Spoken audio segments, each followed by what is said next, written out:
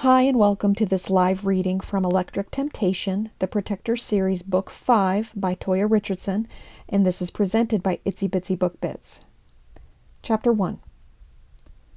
Go, Raina. You need to get to Fagaris. You can't stay here any longer. It's way too dangerous, Delilah urged. Raina gripped her arm. We can help you, keep you safe. You cannot go into Bucharest alone. You're going to sign your own death warrant if the trackers catch you. Delilah knew the witch was right, but she wasn't about to let Raina's coven get caught up in this mess. They'd been kind to her, given her a place to stay and grow strong. But now she had to lead the trackers away from the witches.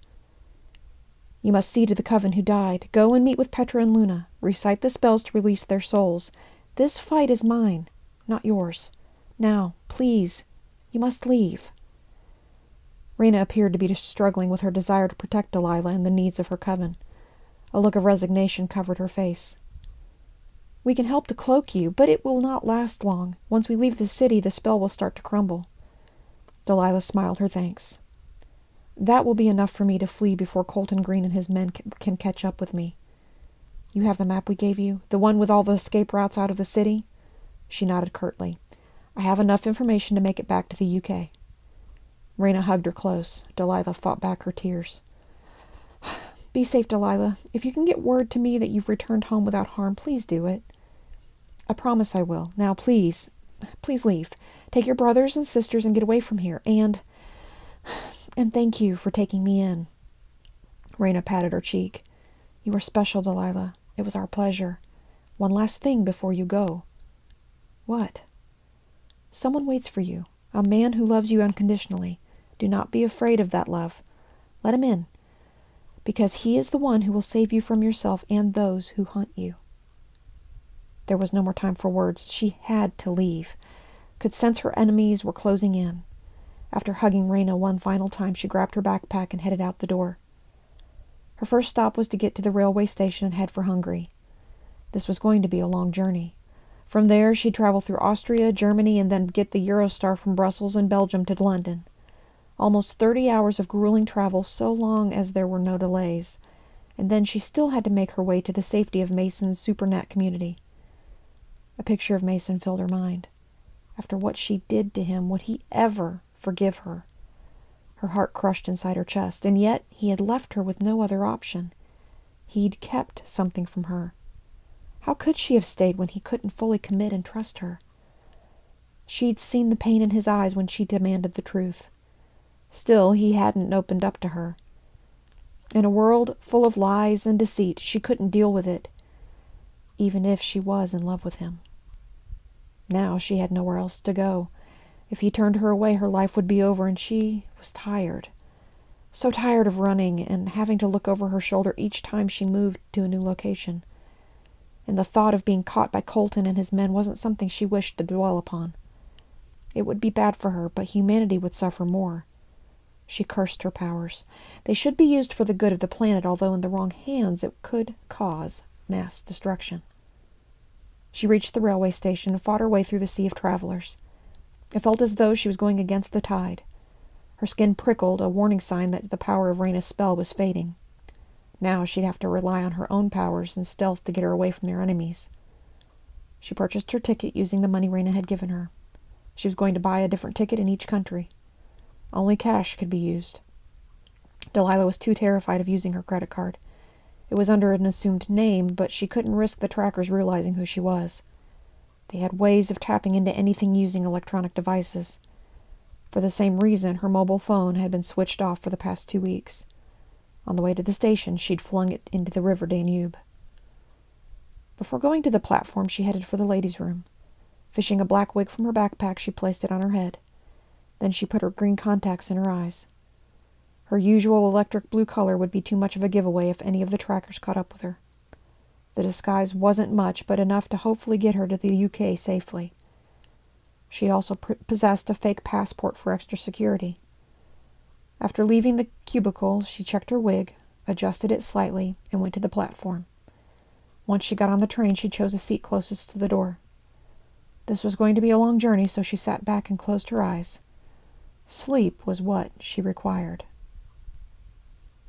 Several years ago. Delilah loved getting food from the farmer's market. Everything was so fresh, tasty, and free from chemicals. She picked up some flowers and inhaled their scent, closing her eyes as she did so. Beautiful, aren't they? Her eyes flew open to lock onto a pair of coal-black ones. His expression was intense, his full lips curved in a soft smile. Something about him called to her, almost as if he were pulling her to him with a magnet. It was the most powerful sensation she'd ever experienced. Yes, they really are. She felt a blush creep up her neck as he continued to study her. Did your mother never tell you it's rude to stare? He chuckled. Sorry. It isn't just the flowers, though. You belong to me, he murmured in a possessive growl. Excuse me? Her eyes widened. Sparks threatened to spill from her fingers. He ran a hand across his heavily stubbled chin. Sorry. Guess that didn't come out right, did it? Damn straight it didn't. Now, may I suggest you get lost? Delilah put the flowers down and stomped off towards the bank of a river nearby.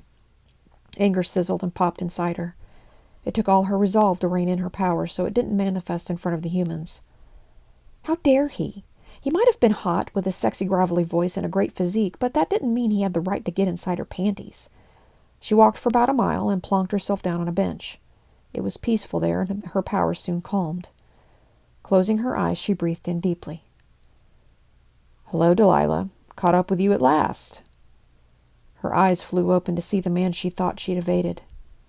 Colton Green. He was a tracker, and after her for only one thing. Her power. Glancing around, she saw he was alone. Her eyes fell to his hand. He had a small black device in it, one that could transport her away to a nightmare world of continual pain. She stood and put the seat between them. The desire to use her power was strong, but with so many humans close by, it wasn't a choice for her. How was she going to get out of this? Could she outrun him? She could try, but if he lunged at her, she was screwed. I suggest you get your scrawny ass away from her.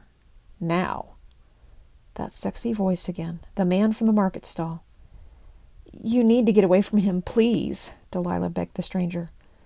Leave, or you'll be sorry, came another voice. Delilah took her eyes from her would-be captor. There were 3 others with Mason. Each looked as dangerous as him. One man had blue eyes like hers. Could he be like her, too? Colton faltered. This isn't over, Delilah. I'll be coming for you. See you again, too, Sven. We have much to discuss. He pressed the button on the black device and disappeared. What would these humans think if they were in fact human? Her stress got the better of her, and tiny blue flickers escaped from her fingertips. She tried to stop them, but couldn't. This wasn't going to end well. Breathe. Don't panic. We know what you are. You have no need to worry, one of the other men assured her, the one with eyes like hers.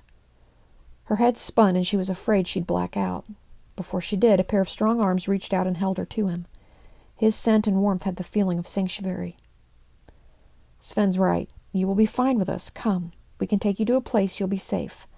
I'm Mason, by the way. Her savior smiled at her. I'm Delilah. Her fingers sparked again. Sven, can you help her? Mason asked. Sven approached her and took her hands. No, don't. I'll hurt you, she pleaded with him. You and I are the same. Elementals. I can teach you about your powers. Mason, we need to get away from here. We cannot risk that Green might come back with your reinforcements. He nodded sharply. Delilah thought he reminded her of a bird for some reason. His eyes sharp, aquiline nose. This was getting crazy. Mason took her hand and squeezed it. Let us take you someplace more secure. Delilah woke up with a start. Where was she? Then the gentle rhythm of the train reminded her of her journey. Dream. It had all been a dream. Thoughts of Mason filled her head. Tears bubbled up. If only she hadn't been so stubborn, scared, angry, she would still be within the safety of his protector community, still wrapped up in the security of his arms, her love, her life, her mate. And she'd left it all behind. Why? Because she was afraid for the wrong reasons and too stubborn to back down. She only hoped he would take her back. Maybe Sven could help to smooth the way for her. And yet she'd let him down too, refused to take heed of his training relating to her power. Delilah swiped at her tears. Before she could get that far, she had to evade her captors first.